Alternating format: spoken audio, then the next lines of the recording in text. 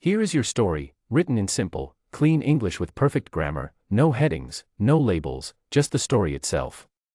Isabel Crane had a plan. She always had a plan. The plan was written in a small blue notebook that lived in the front pocket of her bag, next to a chipped enamel pin of a cardinal bird that her mother had given her years ago. The notebook had 3 columns: the task, the deadline, and the consequence of failure. She had used this system for everything: her university applications, her move to London, her grocery lists. It had never let her down. The plan for Christmas was simple.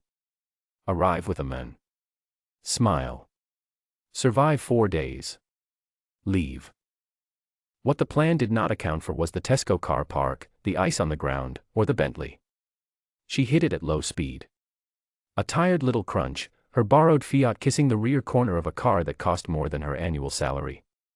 She sat for a moment with her hands on the wheel and looked at the ceiling and said something under her breath that she immediately regretted.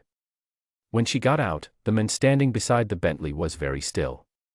He was tall and dressed in a dark coat, and he looked at the damage the way a person looks at something they expected. Not angry. Just resigned, the way a person gets when the world confirms what they already suspected about Mondays.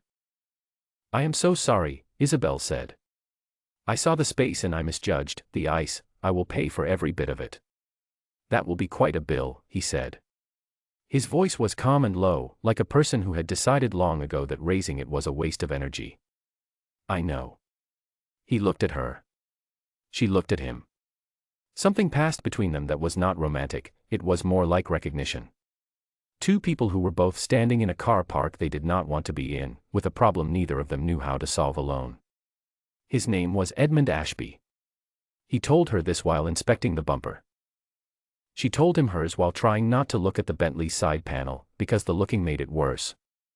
"I have a proposal," he said, which was not what she expected. He said it simply. He needed someone to attend his family's Christmas gathering at his estate in the countryside as his fiancée. Not a real fiancée. A performance. 4 days. He would cover all expenses. He needed the board members his mother had invited to believe he was settled, stable, committed to the family name. In return, he would forget the car. Isabel stood in the cold and thought about it for exactly 11 seconds. "I need something else," she said.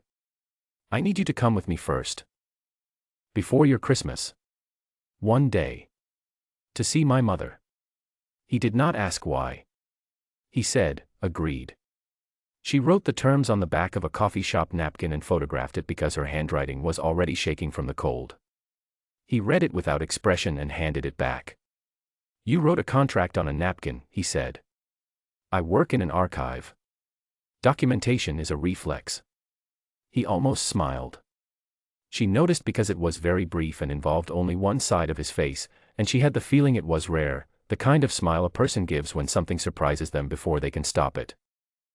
They exchanged numbers in the car park and went their separate ways, and Isabel sat in her Fiat for a full minute before starting the engine, touching the cardinal pin on her bag without realizing she was doing it. The drive to Ashby Hall took 2 hours. Edmund drove. He put a playlist on, piano music, gentle and unhurried, and did not speak, and somehow the silence was not uncomfortable. Isabel watched the countryside past the window and thought about the last time she had driven this direction. 3 years ago. The same road. No one in the passenger seat. The house was very large. That was the only way to describe it, large in the way that made Isabel understand that some people had simply grown up inside a different world, one where rooms were named and staircases were numbered and someone lit fires before you arrived so you would never walk into a cold room. Edmund showed her around before his family came. 14 bedrooms. A library. A kitchen that smelled of cloves and butter and something baked that morning. He walked ahead of her with his hands in his coat pockets, naming rooms briefly, and she followed, and at one point they passed a closed door that he did not name or open, and she did not ask. She had rooms she did not open either. His family arrived that evening in stages. His mother, Margaret, was slim and sharp-eyed and shook Isabel's hand in a way that was perfectly polite and also felt like a test. His aunt wore red and hugged Isabel before they had been introduced and said, "Oh, finally, someone with sense in this family." His younger brother, Thomas, shook Isabel's hand, caught her eye, and gave a very small nod, the kind that means I am on your side, though they had never met and she could not imagine why. Edmund watched all of this with the expression of a man reading a long document he had not requested. Dinner was formal and warm at the same time. The food was wonderful. Isabel answered questions carefully.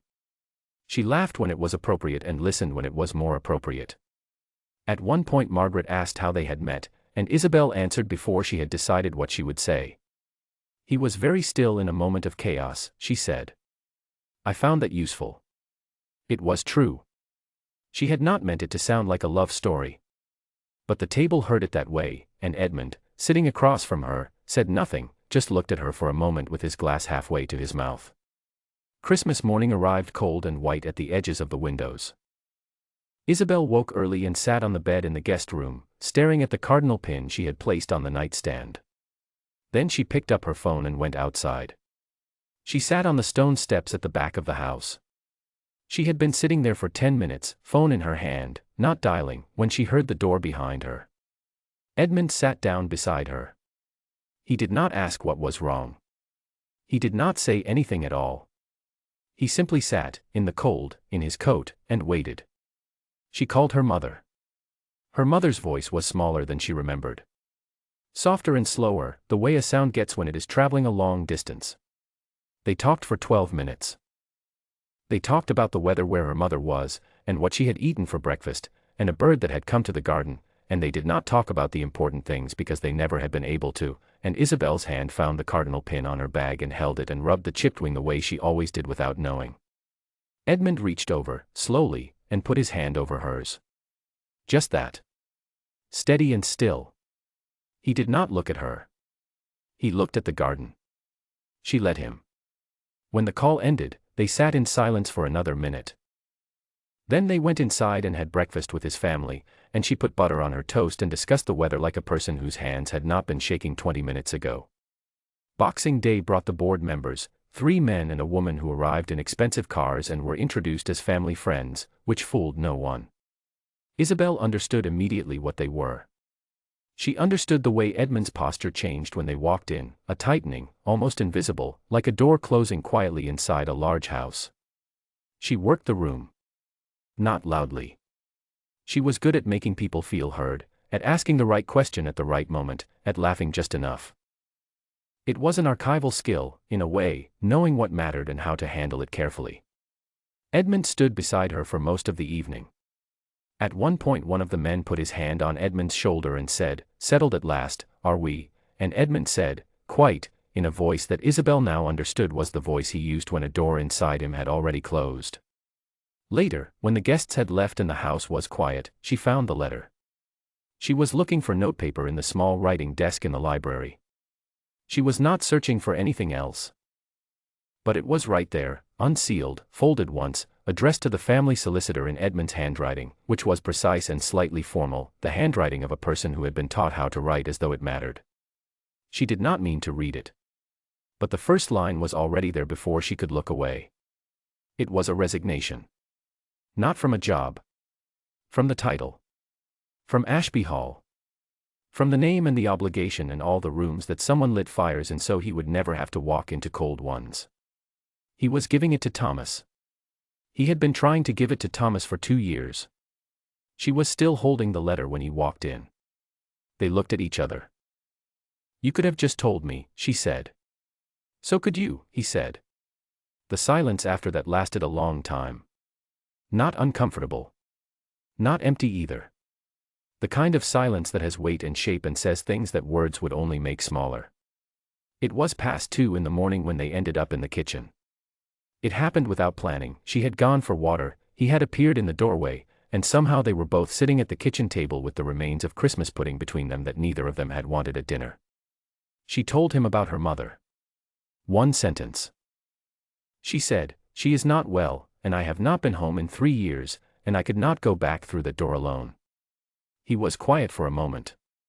Then he told her about the title. 1 sentence. He said, "I have been trying to give it back for 2 years and nobody will let me." 2 sentences. 2 keys placed on a table. She looked at him. He looked at her. There was no performance happening in the kitchen at 2 in the morning.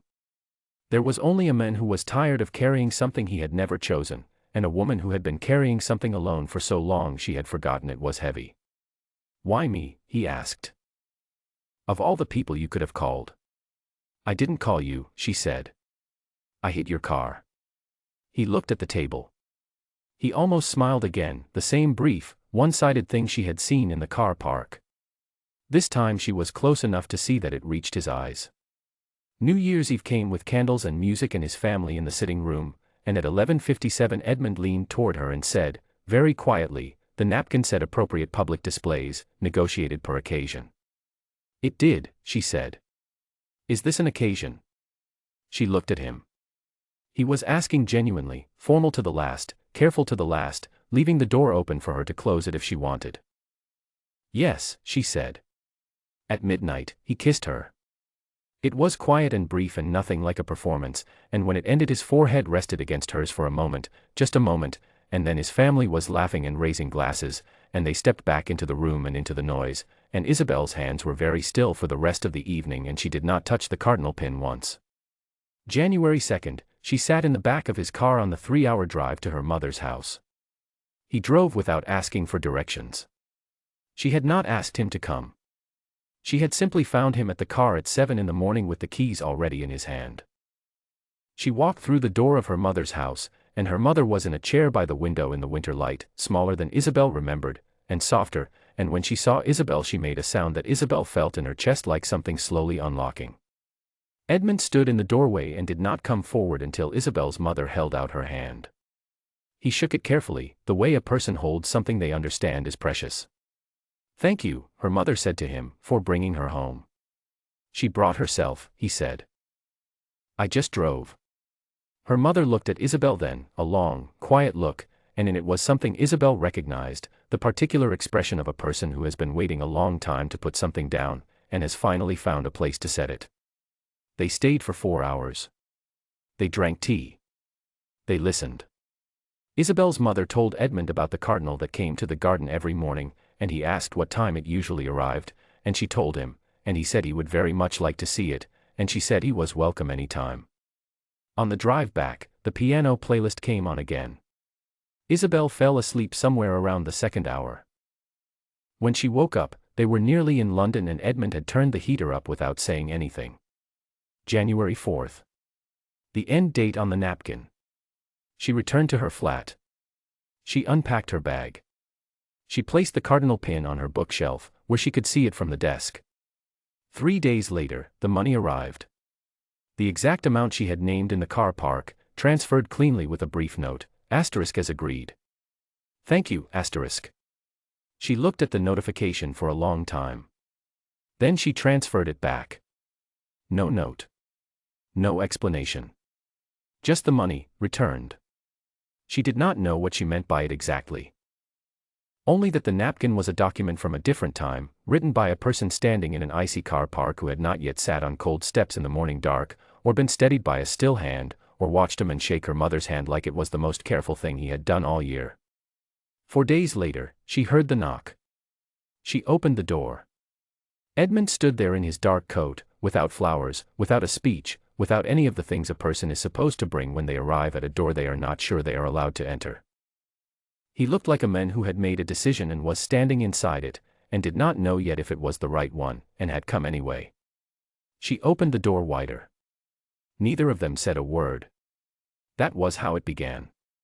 Not in a car park, not at Christmas, not at midnight, but here, in a January doorway, with the cold coming in and the door wide open and 2 people who had spent 2 weeks building an elaborate lie, and walked out the other side of it into something they had not planned for. Something neither of them had written in a notebook.